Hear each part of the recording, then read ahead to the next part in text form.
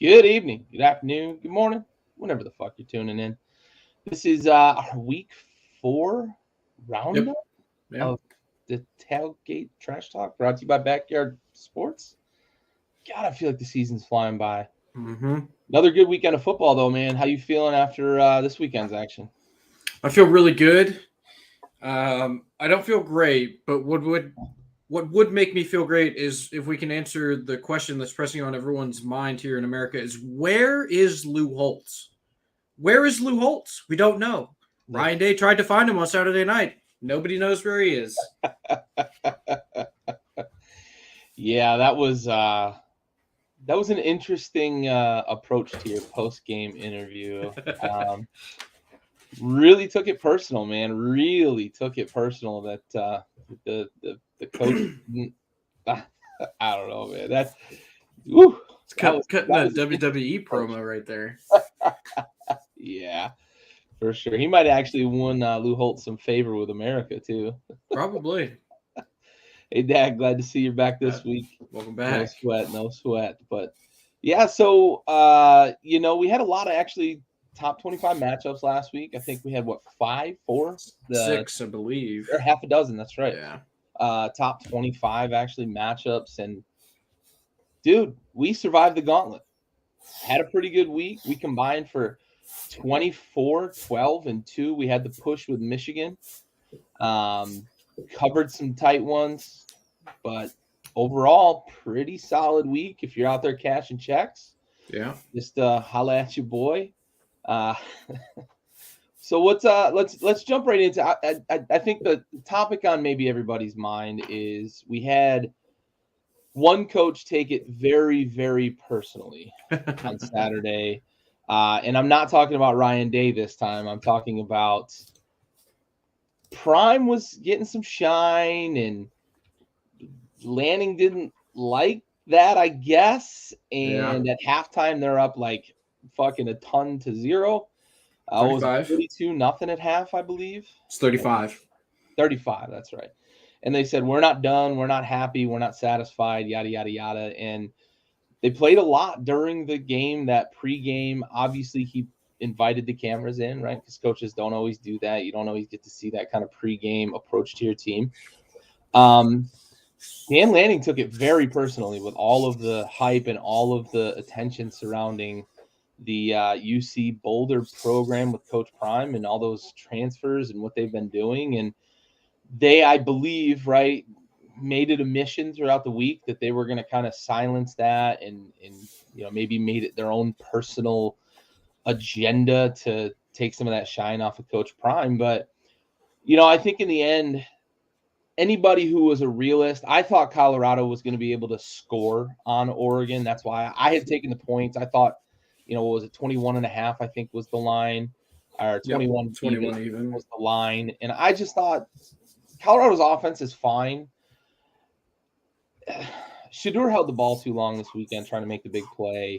Yep. And I think they really missed Travis Hunter on both sides of the ball. It's hard not to, right? But talk to me about this game, man. Was this more about Oregon and how good they are, or was this more about, hey, pump the brakes? Colorado's in the first year of a total overhaul, right? 69 new players on the roster, hit the transfer portal like crazy.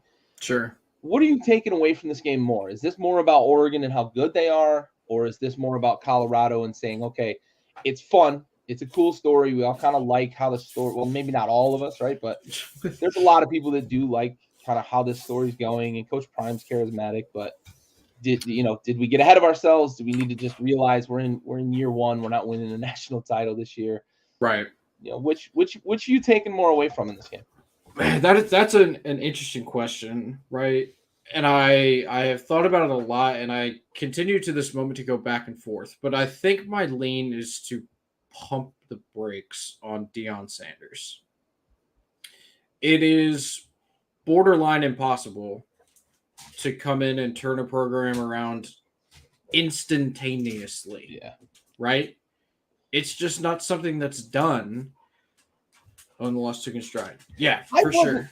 I honestly wasn't surprised by that, because I think Prime is like, he's a realist, man. I just think he understands, right? They're building something and they're not going to build it in the first year. He's of course going to hype his guys. I just think he's the eternal, like, things roll off his back really easily. And I think that goes back to like being a fucking corner on an island in the NFL, right? Yeah. You get burnt, you're not going to get me again, that sort of thing. So short-term memory just kind of ingrained in him, and I think it's good for him to show his kids that, right? Yeah, they have a saying in Texas. I'm sure they have it in Colorado too. It's fool me once, shame on you. Fool me twice, I can't get fooled again. You know, I think someone famous said that one time. Yeah. That's a good one. But I like it. I like it. So my initial thought is to kind of tell everyone pump the brakes on the Colorado train, right? It was very fun. I enjoyed all of the hype. Sure, it may have been overblown, whatever. That's what college sports is about, man.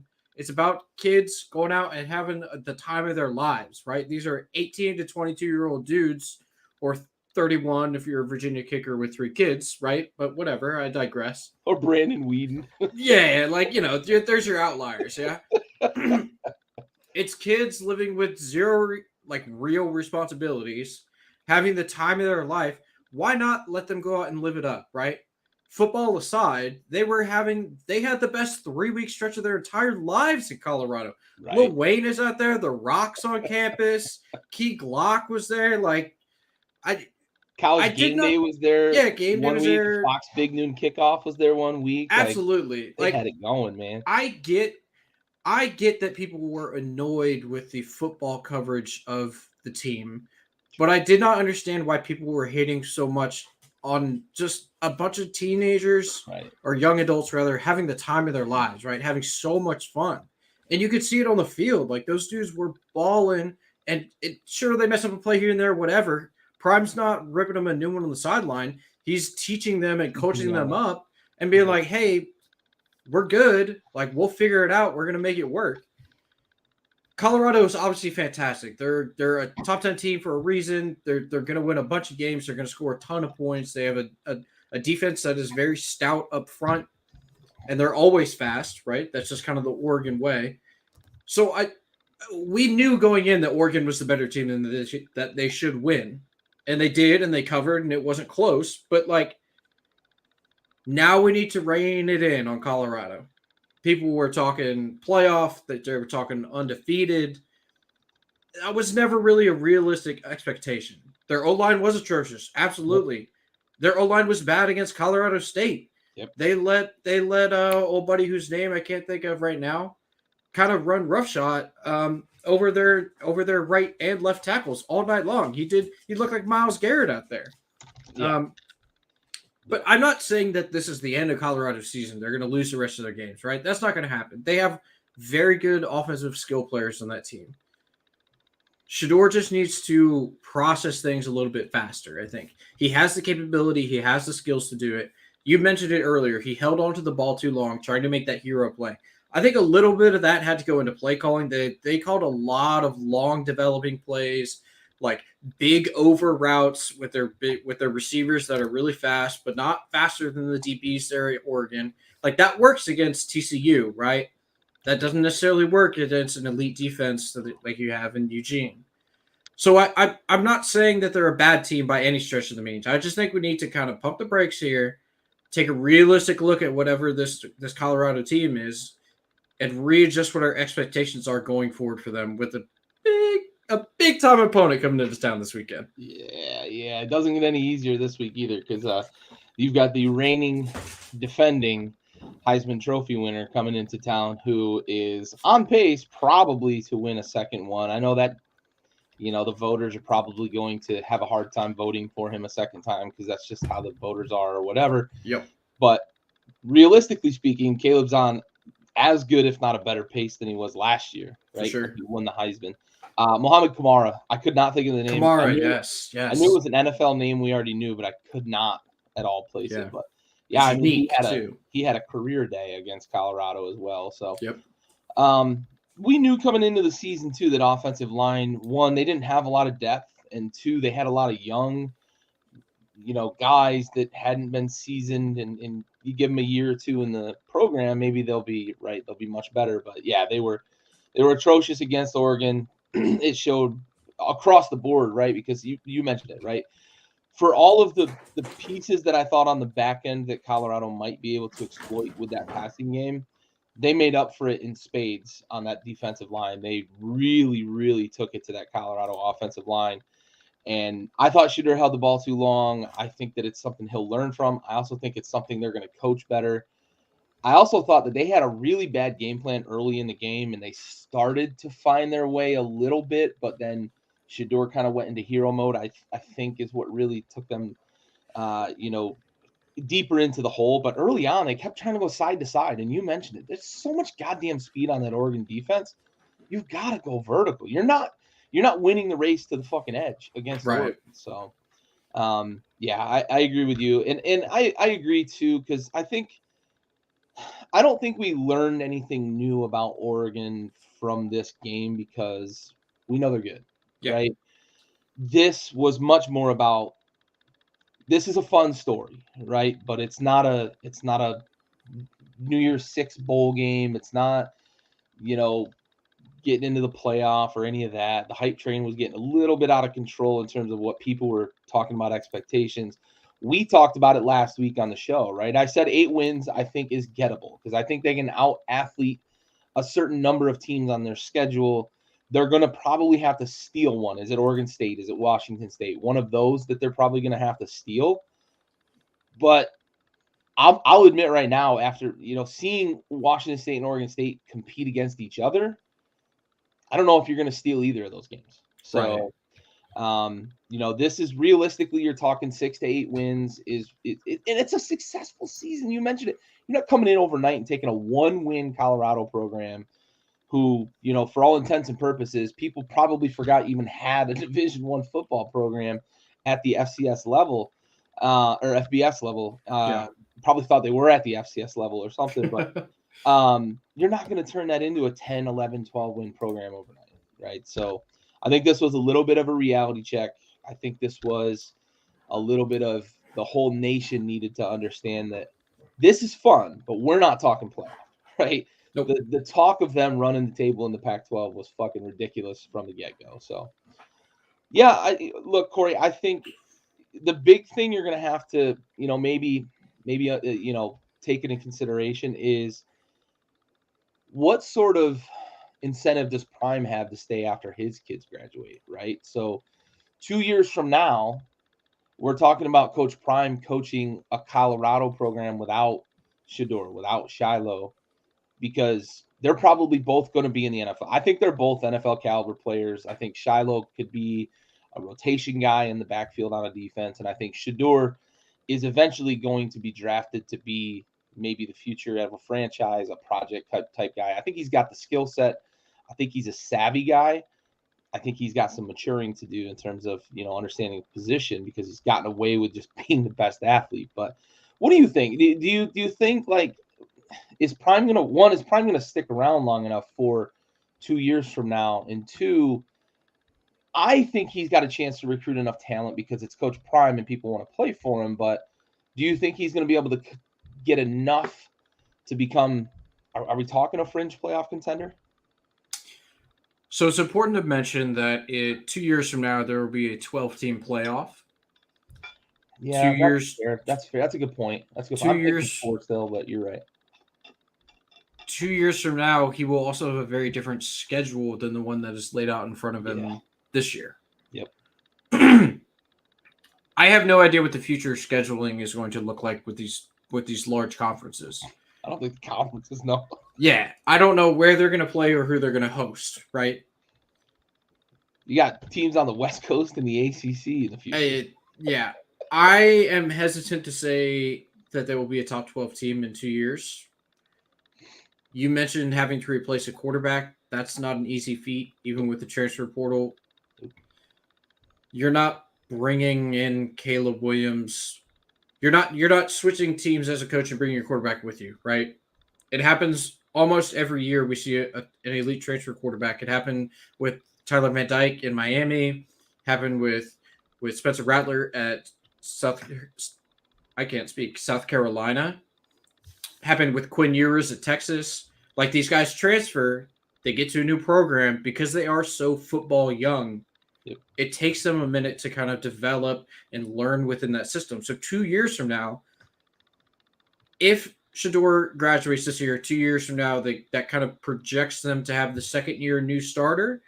Maybe he's developed into an elite guy, whoever it's going to be. Is it possible that they are a playoff team? Absolutely, but I would be hesitant because I don't think that Shador is going to leave this year. I agree.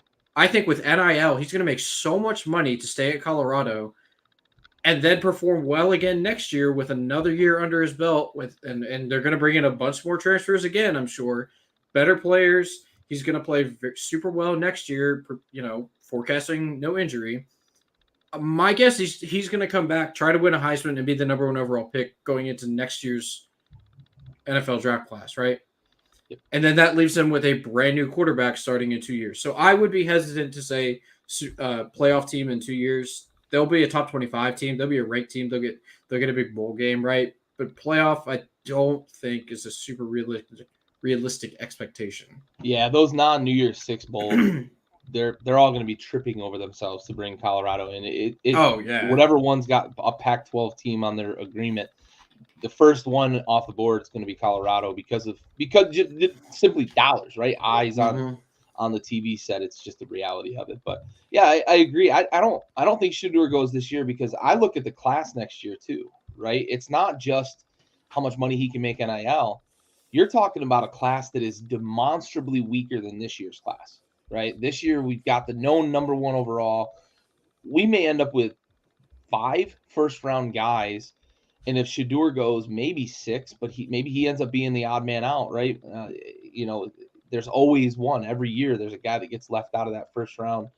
So next year, the class is it's like 2 deep right now as it stands.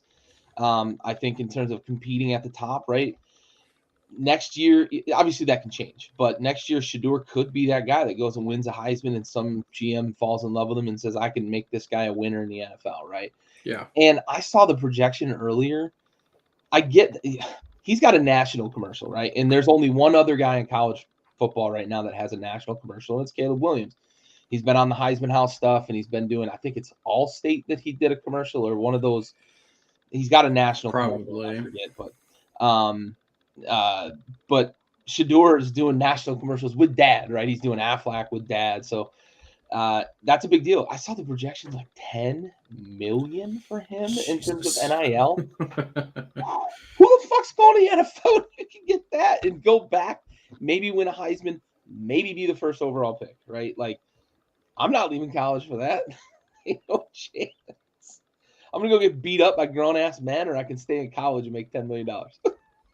The only retort to that is that you get 5 years guaranteed money if you're a first-round pick. Sure. It's the only retort. But it's less – it's not – like you'll get a larger guarantee, but I think year by year it won't be as much. Yeah, I think it's high, especially – it's very front-loaded. Pick, but yeah, so this is – I don't know, man. This travel stuff is going to get crazy, right? I know that college football money is silly and chartering jets and all that is – it's crazy. It's crazy. Can you imagine being like Cal and having to go to the East Coast back-to-back weeks, right? You got to play like Clemson one week and then you play Miami the next or whatever. Like, no way.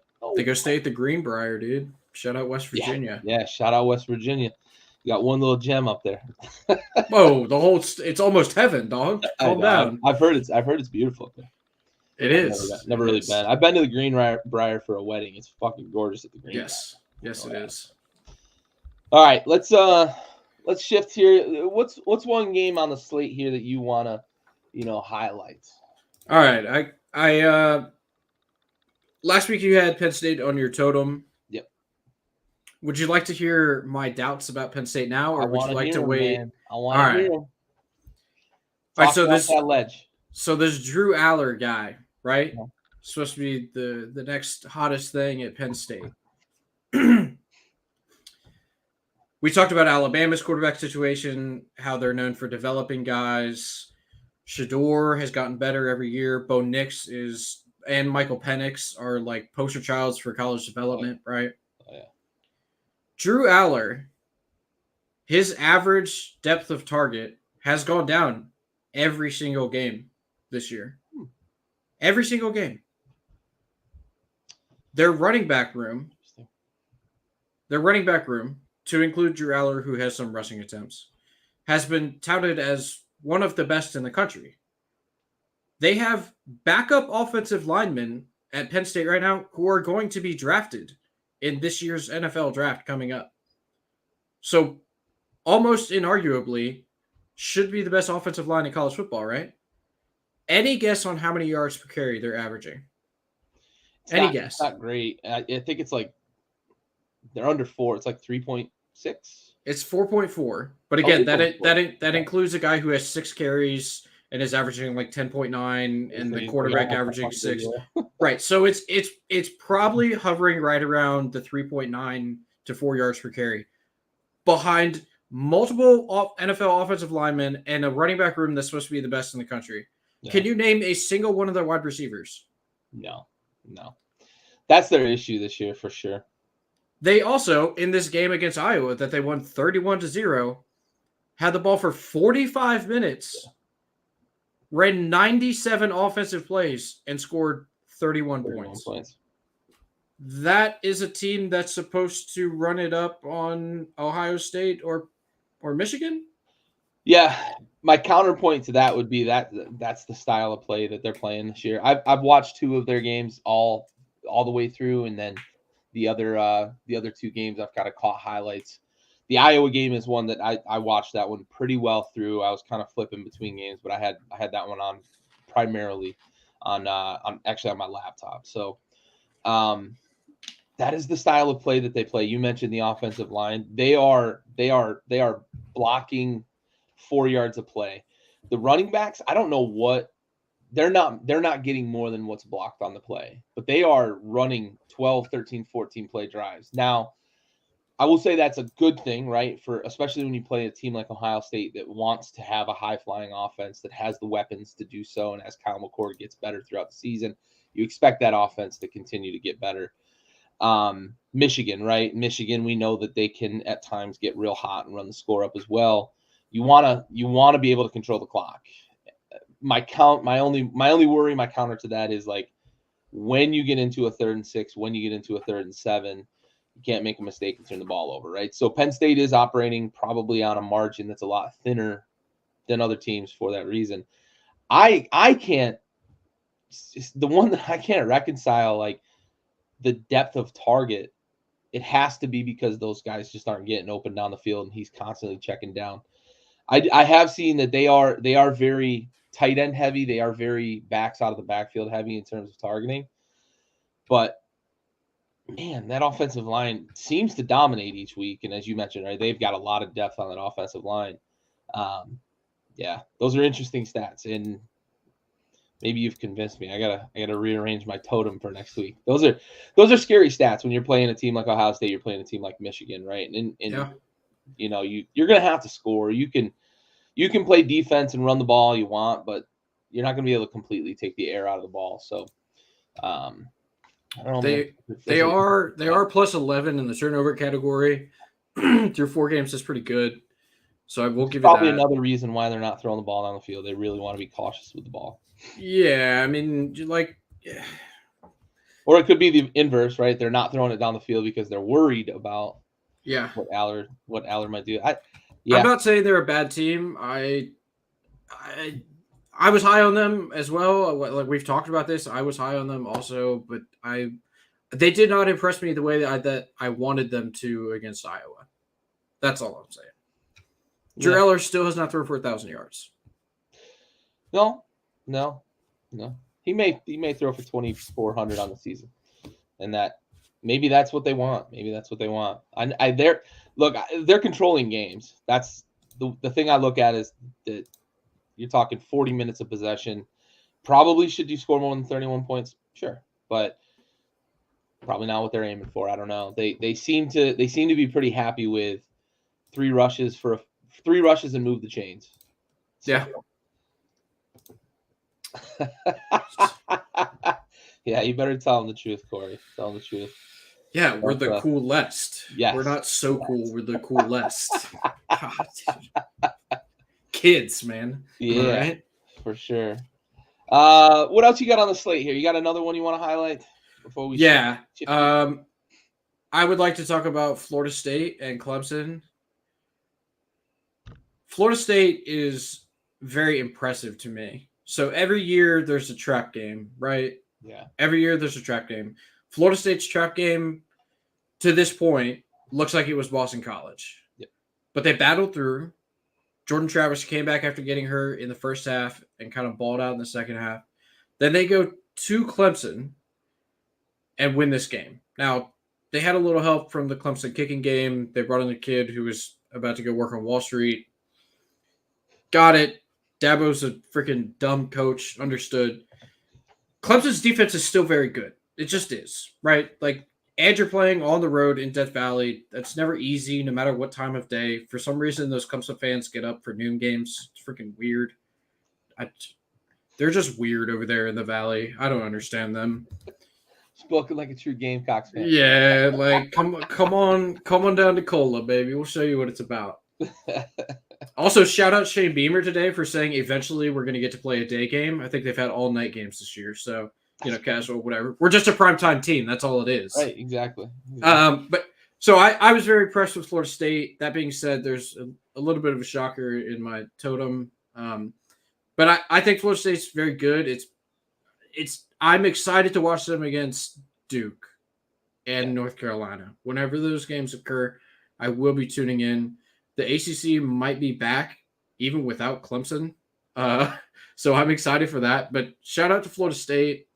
They impressed me this weekend. They won a tough fall battle against a Clemson team that is probably better than 2-2.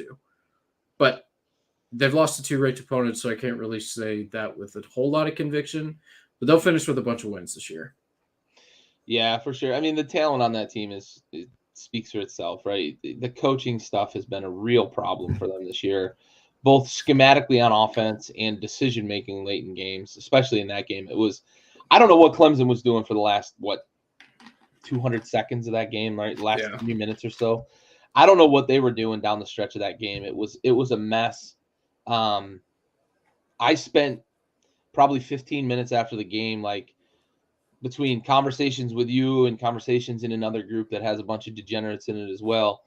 We're talking about like the line and how that was evolving. But what was Clemson doing down the stretch? They had a chance to put the game away and didn't. They had a chance to win it late. Overtime, some of the questionable play calling there as well. Like I just don't know what they were doing down the stretch. It makes me question, is Dabo the problem? Was Dabo riding an incredible stretch of recruiting where they had the best athletes on defense, they had the best athletes on the outside on offense, and they had two of the best college quarterbacks that we've seen in the last 15 years between Deshaun Watson and Trevor Lawrence, and you ride those guys to playoff appearances and national championships. So I think the shine is off of Dabo right now, and they don't have the ability to make up for it with the talent. And right. Not to spoil, but the Florida State the last 2 weeks has started to scare me a little bit. I didn't expect a lot out of them to start the season, and I famously said I admitted I was wrong after they beat up on LSU. Very famous. Yeah. But I just like these last 2 weeks, I'm scratching my head thinking, were these just two tough opponents that caught them off guard with Boston College and Clemson? Maybe they've kind of got something there that can scare people. Is the ACC back? Maybe, right? And you mentioned just without Clemson, like remember the last time the ACC was really, really deep? Clemson wasn't that good at the time, right? You had Florida State, Miami really were dominating at the top, but you had like Virginia Tech, dude. Tech was right. You had Virginia Tech and Boston College had the Matt Ryan run, and so they had some really good teams. NC State with their runs with Phillip Rivers and Russell Wilson when he was there for a little bit. So I don't know. I don't know what to make of this Florida State team. This week I'm really curious, or actually they may be off this week, but I'm I'm really curious to see how they bounce back after this 2-week stretch. It was tough. So I Yeah. can't remember from the picks I was looking. I don't remember picking a game with them in it. So they may be off. I know Ohio State's off this week. So anyway, one quick hit I want to kind of talk about here is the Notre Dame Ohio State game. Yes, of course. I don't know how do you do that? How do you do that down the stretch? And as a fan, right? Think about it as a fan. How would you feel if Shane Beamer allowed his defense take the field 2 consecutive plays with 10 men on the field, and then in the postgame admits he saw it before the last play of the game? Yeah. That decided basically your season, right? Because if you're Notre Dame, you still got some games on your schedule, but running the table was really going to be for you because you don't have a conference championship game. Running the table was your playoff ticket, right? You basically kind of shredded it because you didn't want to take an 18-inch penalty. Yeah. Could you imagine? Like, put yourself in the shoes of a Notre Dame fan, Bentley. What are how many hairs are you pulling out of your head? All of them. All of them. And I've got a lot of hair on my head. I appreciate Marcus Freeman taking the onus on his shoulders for that. That's not a Marcus Freeman issue. So if you were watching the game watching the game, right? The defensive lineman that was missing was supposed to cover the left guard. Yep. They're down on the goal line, so Marcus Freeman's probably standing on the 25, 30-ish. Yeah. On the right side of the offensive line, right? So he's on the opposite side of the line behind the offensive lineman. Everybody's down in a crouching stance. It's not like it's a cornerback spread wide where it would be very obvious. Also, they have a personnel guy in the press box upstairs whose job it is to count the boys on the field. So I appreciate what Marcus Freeman did in taking responsibility for that, but I don't blame him for that. I really don't. I blame whoever his press box guy is that probably will not be there next weekend. It's a failure across the board. You can't have 10 guys on the field for 2 consecutive, right? Yeah. It wasn't like you had a play, you had 10, you fixed the problem, and then you had substitution, and you got mixed up. It was 2 consecutive plays. Yes. And it wasn't like Ohio State was in hurry-up mode either. You had time to substitute. I think they even substituted their package on offense, and you still didn't get 10 men on the field. It was a disaster. The prevent defense, we talked a little bit about that as well on the catch before that. Great throw, great catch, great throw by Kyle McCord, especially putting that much zip on it because it was the only way he was going to complete it once the safety broke on the ball. If he takes any of that sauce off that throw, probably gets broken up. But that was really, in my opinion, maybe the most Notre Dame way to lose a game. I thought they'd let Brian Kelly back in the building, to be honest, the way that broke down at the end. Oh my goodness. Yeah. I mean, so I have some more thoughts on this, right? Yeah. So I was doing let's talk about the play before the 2 plays, right? It's 3rd and 19 on Notre Dame's 22-yard line. 3rd and 19. Why?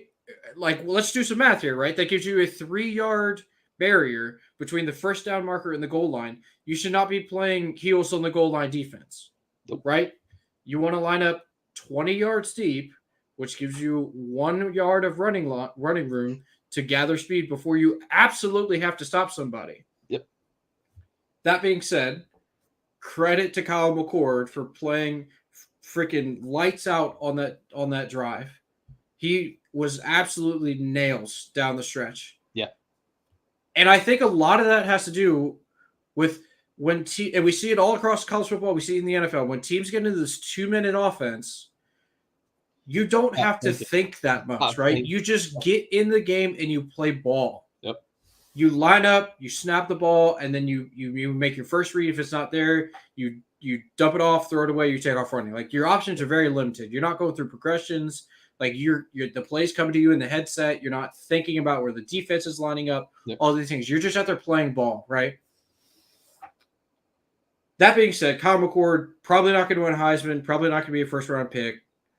Whatever. That's fine. He's a good college quarterback right now. Maybe who knows what he develops into. Sure. Ohio State's defense, their secondary, lights out. Their front seven, extremely good. They don't get a lot of sacks. That's not great for them, but they heat up the quarterback. They pressure the backfield. They're very good against the run. Their defense is phenomenal. Going backwards in time, the best quarterbacks at Ohio State have not historically won national titles. No. Right? CJ Stroud, Justin Fields, Troy Smith won one. Terrell Pryor, right? Like these guys are not your prototypical great quarterbacks. Yeah. Cardale Jones, not a great quarterback. Won a national title, right? He was a third string guy, if people remember. Injuries forced him into the starting lineup, and he got super hot. Yep. This Ohio State team has got a little bit of something. Yeah. They have a quarterback who's not great. They have an all-time receiver, Marvin Harrison Jr. They have an extremely good running back, Virginia boy, by the way. Virginia boy. Shout out Travion Henderson. What's up? 757. Their offensive line, extremely good. And like I mentioned, their defense is incredible. Mm-hmm. This Ohio State team, 2 weeks ago, if you had asked me, I said was not good. I've kind of come full circle on these guys. I think they're ready to win the Big Ten and make it to the playoff. Yeah. That being said, I don't think they're in my totem, but I don't remember if I'm being honest. Okay. Yeah. Until they beat Michigan, they're not gonna displace them. This Ohio State team to me is extremely interesting because it fits the mold of teams at Ohio State that have been super successful in the postseason. They're not relying on all these first. Now they do have. I forgot to mention Ibuke, who's a very, very talented receiver, and he's the one that actually made that catch. It's overlooked because of the monster they've got there. Well, yeah, and he's the one that made that catch down on the 1 yard line.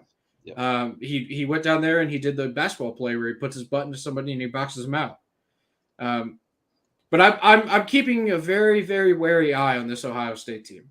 I like the win going into a hostile environment, as hostile as the Midwest can be, and winning this game all on the road, prime time at night. The way that they won it, they got a little lucky, but they showed fight all the way to the end. And getting that quarterback who now has unlimited confidence, right? Oh, yeah. Getting him into that 2-minute system where he doesn't have to think about every single little thing going on in the play. He can just get out there and ball. I think it was a huge step forward for that program. Yeah, absolutely. Yeah, they're scary. And last point on Ohio State too, for me anyway, is that there's a value to be placed on the fact that they can play the underdog card because they are the overlooked team now, with Michigan having won the Big Ten the last 2 years, and everybody's talking about, can Michigan get over the hump and win a national championship? They're ignoring the fact that Ohio State's still in the Big Ten, right? Mm-hmm. So certainly something can be said there. Yeah. Corey, you're absolutely right. We've talked about this quite a bit offline. I think we've talked about it a little bit on the show, but NIL has kind of changed the way the college football landscape operates. And I think that is partially, maybe more than partially, why we saw kind of the outburst from Nick Saban, right? Is, he was getting pissed because let's look at the A&M rivalry with him and Jimbo, right? Jimbo was stealing all these players because they were just paying him a bunch of money. And Saban wasn't taking too well to that because he's used to just winning all these recruiting battles. NIL has leveled the playing field. You look at these schools that they can go out and pool together money, and it's all legal now, right? Now they've got an NIL pool that they can use to go out and recruit players. And Deion's been boisterous about it. He's been very overt about, we need donors. Maybe we can get Rock to convince all of his followers to donate $1 a piece, right? Like 400 million followers, whatever. And we can go out and get more players. It's all out on the table now with NIL, and I think it has leveled the playing field. Any thoughts on that? I tend to agree. I would hesitate to say that Nick Saban is going to lose an NIL battle just because I very very rarely would bet against Nick Saban. Yeah. We've mentioned it before on this program. He's a chameleon. He adapts to everything that's thrown his way.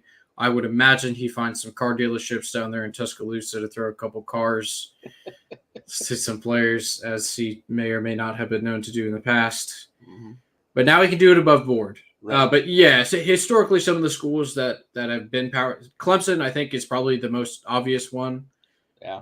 Their coach has been outstated, saying that he is against paying players. He famously said, "If these players are played, I will quit coaching college football." And Dabo, I'm still waiting for that resignation letter in my mailbox. When's that resignation coming? Yeah, please get out of my life. $10 million a year salary. He's not going anywhere. Yeah, please get out of my life, buddy. But yes, I think that's a good point, and I do agree. Yeah, for sure. All right, well let's skip ahead to week 5 here. Maybe a couple games here that you want to highlight. You got one you want to talk about first? Yeah. Kind of right off the bat, Friday night's going to be a knockdown dragout in my personal opinion. I looked it up before we got on. I have no idea if Cam Rising is playing or not. I know he's practicing. Yeah. But Tyler Johnson, I believe. Maybe not Tyler Johnson. Nick Johnson. Something like that. Whatever his name is, Johnson, the quarterback that has been filling in for him, has been doing pretty good. He's not lit the world up, but the UCLA defense they played this past weekend is very, very good. Nate Johnson. Yeah, thank you. That UCLA defense they played last week, it was very, very good, and they needed every bit of that pick six they got right off the bat to win the game. Yeah. But Utah going into Oregon State, I think it's going to be a tight game. The line's at 3.5, right? So, I mean, that's Vegas even thinks it's going to be a one-score game. I would imagine that Oregon State wins that, but it's going to be a knockdown dragout. Utah doesn't quit. They put on their coach said it, Kyle Whittingham, said that was maybe the best defensive performance he's ever seen since he's been at Utah this past weekend. I mean, you used the phrase smothering in week 1 when you talked about them against Florida, and you were right, and you've been right every single week about them. That defense is incredible. Ooh. Yeah. But I would be remiss if I did not bring up my team, right? So looking at the slate, we have 3 rank matches, right? Yep. One that I think by the end of the year will be a rank match is going to be South Carolina going to Knoxville. 7:30. Old Rocky Top is going to be playing for the Mountaintops. But there is a new number 1 in college football, ladies and gentlemen, and it is not Georgia. It is South Carolina. Number 17, Xavier Legette, is the leading receiver in the country right now, ladies and gentlemen. The leading receiver in the country, Xavier Legette. He had 2 catches of 70-plus yards last weekend at home in Columbia against Mississippi State. Not on the season. Yes. In the same game. In the same game. He also, of any NFL game and any college game last week, he was the fastest player carrying the ball. He almost touched 23 miles an hour. That's incredible. And this kid is huge. In case you've forgotten out there, Tyreek Hill and Jalen Waddle did both play this weekend. Jalen Waddle did not play this weekend. Or no, you're right. But Tyreek Hill still played. Tyreek Hill. And Devin Achan, who ran a faster 100-meter time than Tyreek Hill did in college. Yeah. Even if Jalen Waddle had played, Xavier Legette would have freaking beaten him. Yeah. Regardless, Tennessee opens as a 12.5-point favorite. Yeah. Last year, if you remember, Spencer Rattler scored 63 points against this Tennessee defense. Threw for 5 touchdowns. They ran out of... Not 2, not 3. They ran out of fireworks at Williams-Brice Stadium because we scored so much. Now, that was also the game that people remember Hendon Hooker went down with injury. So there is a Justice for Hooker promo going on, right? They're trying to get the fans hyped and rallied. They're spreading lies and rumors that we cheered for him when he went down, which there is video evidence that is just not the case. Yeah. So my game of the week, it was. It was very much quiet and respectful, and then we cheered for him when he left because he gave the thumbs up. Yep. That's my personal, obviously, my favorite game of the week.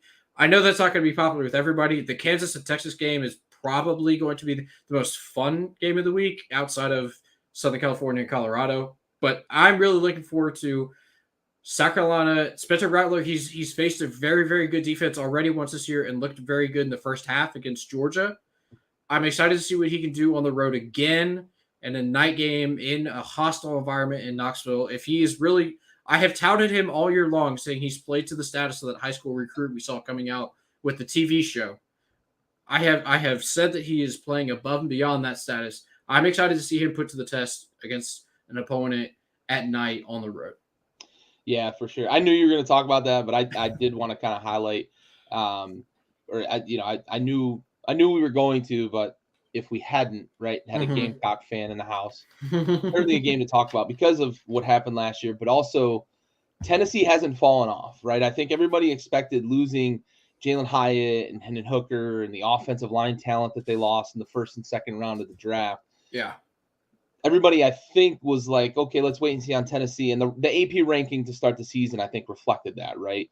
They did reload in the transfer portal pretty well, et cetera, and it shows on the field. So I think this is a huge matchup because of what South Carolina was able to do against them last year.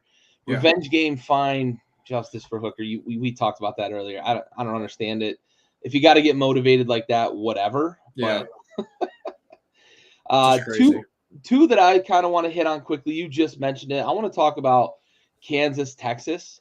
For me, I'm really excited to see because they've got electricity under center in Kansas. Yep. Maybe not the supporting cast that you would, think could go in and knock off a Texas, but he's going to be hard to contain. I talked about it with the Texas-Alabama matchup, how much speed Texas does have on defense. They've got big and fast guys on that defense. It reminds me of like the Roy Williams defense at Oklahoma. Mm-hmm. Not to hate on a rival, but how much speed and size and everything that they had there down here in Texas now, because it's big, it's fast, it's flying all over the field.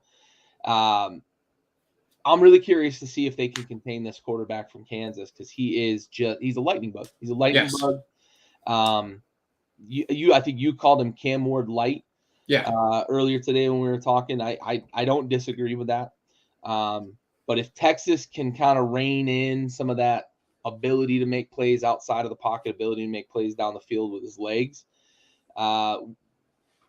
Texas is this may be a chance for them to kind of put a stamp on a game before the Red River rivalry game against Oklahoma, where they're really going to be able to put a stamp on something with Oklahoma's going. As long as Oklahoma takes care of business, they're going to run into the top 10. So yeah, big opportunity this week for Kansas though. If you can go in to Austin and knock off UT, who now has playoff aspirations, right?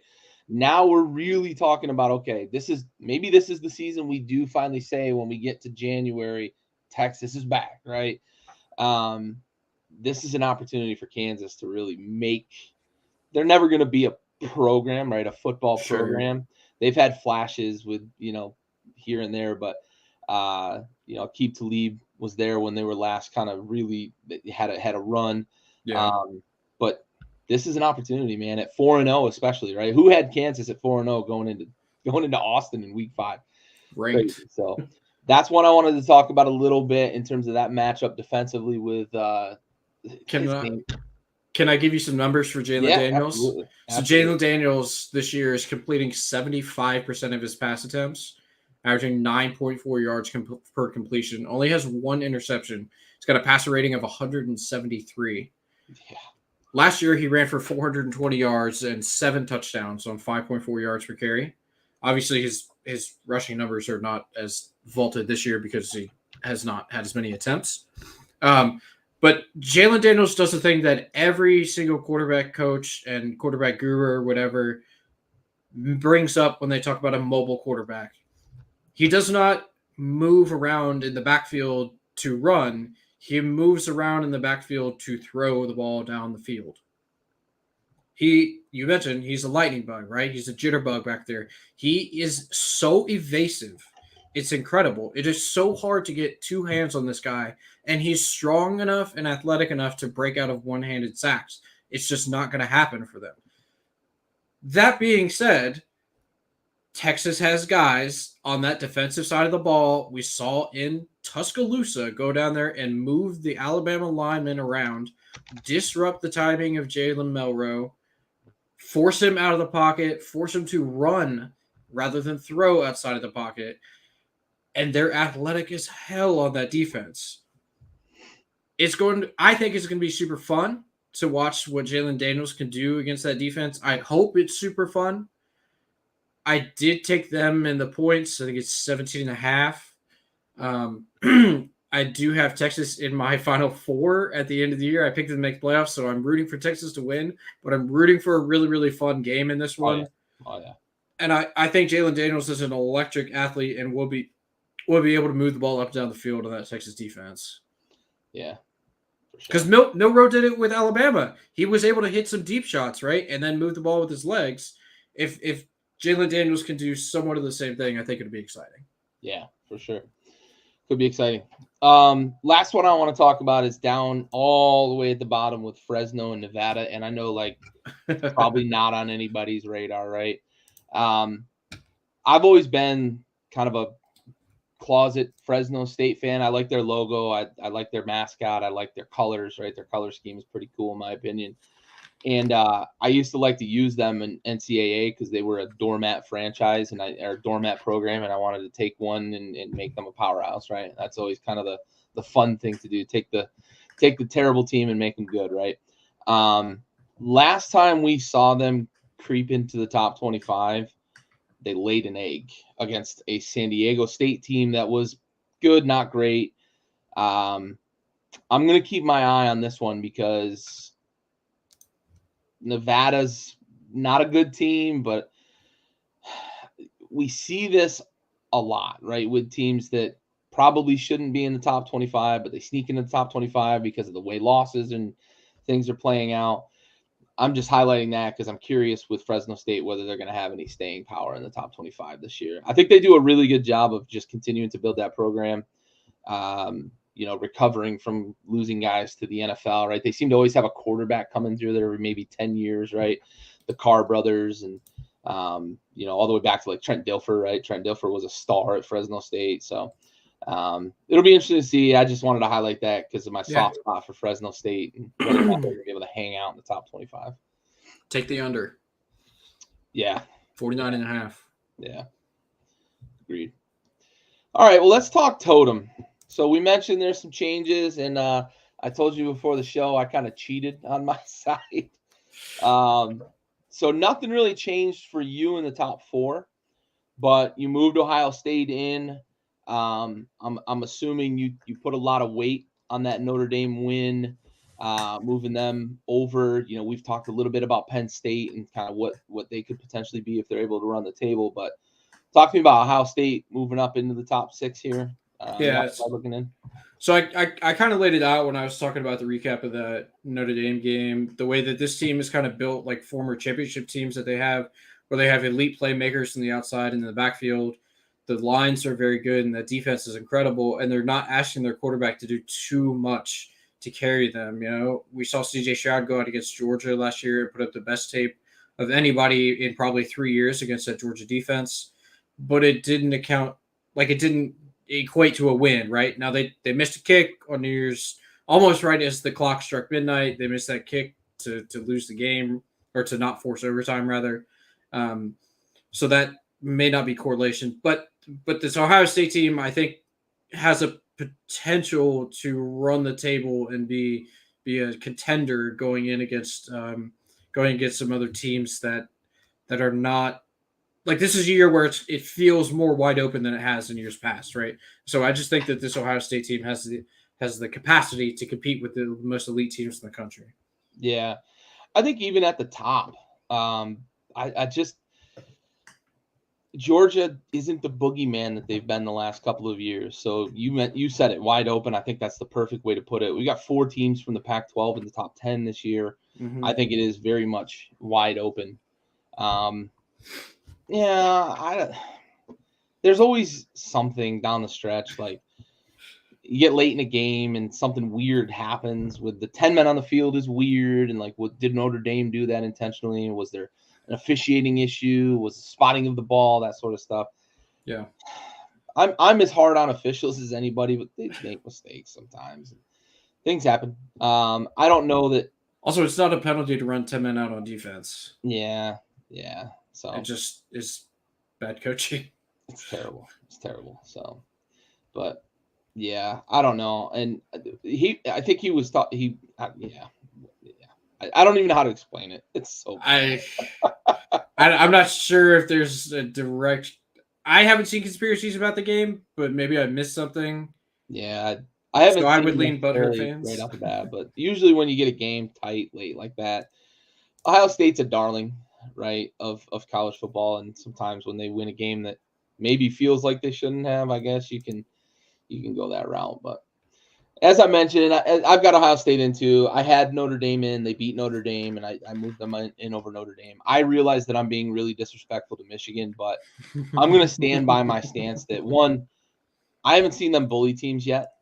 And two, I do think Penn State's better than Michigan, so I'm going to leave Penn State as my Big Ten playoff team right now. I had to give some credit to Ohio State for that win. That was a big win. Plus, I took 4 Pac-12 teams and said one of them, if they run the table, is going to be in the playoff. So I had a little bit of who's your fourth? Who's your fourth? Or no, three technically. They've got 4 in the top 10, but 3 of those teams I think could be okay. So not Utah. Yeah, not Utah. Unless 4 if Cam Rising comes back. I mean, like if they get him back, I think I would lump them back in. But right now, the quarterback play they're getting, I don't think is enough for them to run the table and be a playoff team. I would agree. Right now, I'm looking at USC, Washington, Oregon, and saying one of those 3 teams, if they run the table, might get into the playoffs and might be the most dangerous team in the playoffs. To be honest, with the way they can fucking score points, holy shit! The quarterback play that those 3 teams are getting is just phenomenal. Mm-hmm. And that's not to leave out like how well Oregon State's played, how well Washington State has played. So we're looking at a Pac-12 conference that I decided I was just going to take them all, bear hug them, and say, want to use my playoff team, right? I love it. All right, bud. Closing thoughts here. Bring us home here on our week 4 roundup. Yeah. So I just had a couple of things I wanted to highlight going into the week next year. Some non-ranked matchups that people may want to keep an eye on, right? So according to ESPN Analytics, which we all know is not great, Clemson going on the road to Syracuse. Syracuse is 4-0. They're playing in what is formerly known as the Carrier Dome. So I know this game is kind of near and dear to your heart. Yep. Clemson's a 7-point favorite, but ESPN gives them only a 45% chance of winning. I'm not really excuse me, sorry. I'm not really sure how the math there adds up. I would be tempted to take that +7. I might even play the money line for Syracuse. We know that Dino Babers runs a tight ship when they play at home. They struggle when they go on the road, but teams go to upstate New York, and for some reason, they just can't play in that dome. I don't understand it. I'll tell you, that environment is nuts. The acoustics of it are like second to none. It is one of the loudest indoor stadium. It's why, and they don't even have to pipe noise in there. It's right. Kind of tight quarters. You go to basketball games, it's super loud because they can pack another fucking 5,000 people in there because the confines are just smaller, right? Yeah. It is a tough environment to play in. It's different. There's not a lot of college teams that play in domes either. Yeah. And I can tell you, as like a baseball player, I know playing indoors was way different than playing outdoors. I can imagine, like, right from football and whatnot, it's probably different. So yeah, it is a tough environment. They always get up for Clemson. I feel like Syracuse has a rivalry with Clemson, while Clemson doesn't have a rivalry with Syracuse. So they just really get up for this game. They seem to every year. So yeah. All right, real quickly, A&M is playing Arkansas. A&M kind of got bodied by Miami earlier this year. Arkansas almost beat Louisiana LSU this past weekend. Yeah. KJ Jefferson is an absolute stud. He's Cam Newton light. He's the same body, just a little less skilled. Yep. They're playing on a neutral field. They're playing in Arlington. They're playing at Cowboy Stadium. Jerry Jones is going to be there. He's going to be drunk off Blue Label all day. It's going to be incredible. I 6.5 is the line for A&M. I'm very tempted to play it the other way. Take the points and play Arkansas. I like Arkansas a lot. I think they have very good. Their running back is right up there with Penn State and Oregon State as maybe the best in the country. I think Arkansas probably goes in and wins that game, to be honest with you. Yeah, And I then, like that. It's off our board because we're highlighting top 25, but I yeah, think that's a really good game. You could get 6.5, you said, right? I think that's what I yep, saw earlier. 6.5, yeah. You're getting almost a touchdown for Arkansas. I think they're going to play tough. They're going to play tight. They play a really sound defensive game, but they run the ball and they just bleed clock and they Yep. pummel you. They just want to Yep. bully you all day. So Absolutely. I like that. One last one for the local folks down here. JMU opens as a 3-point favorite at home against South Alabama, who is 2-2. So do with that information what you will. But coming into Bridgeforth is no easy task. No. JMU kind of runs the Fun Belt Conference. They're 4-0 already on the season. They're I'm going to take that line. They're a powerhouse at that level. Yep. You know. Those are just some fun games I thought I would mention coming into the weekend. I like it. All right, bud. Well, I appreciate you. Another great episode. Appreciate all the comments, Dad, Corey. Yeah. Thank y'all for tuning in. Join us on the Blitz here in just a moment while I switch over studios. But for Bentley and the rest of the family here at Backyard Sports, we are out.